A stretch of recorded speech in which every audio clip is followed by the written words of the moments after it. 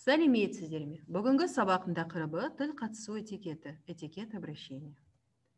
Құрметті әріптестер, уважаемые коллеги, қадірлі қонақтар, уважаемые гости, ханымдар мен мырзалар, дамы и господа, інішек, молодой человек, інім, дословно младший брат, обращение к парню младше по возрасту, бауырым, брат, обращение мужчин друг к другу, если они примерно ровесники.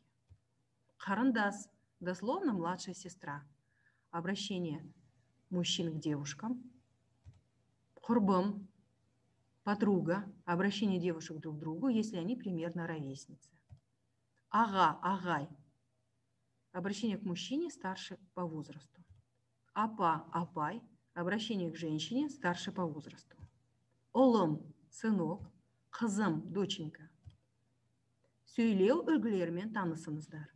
Әже, отырыңыз, присаживайтесь, бабушка. Олым, мына орын бос па? Сынок, здесь свободно? Қызым, айтып жіберші, доченька, подскажи, пожалуйста. Ата, төрлетіңіз. Располагайтесь, дедушка. Апай, сізден сұрауға бола ма? Сестра, можно у вас спросить? Ағай, жайғасып отырыңыз. Брат, располагайтесь. Осымен сабағымыз аяқталды. Назарларыңызға рахмет. Сау болыңыздар.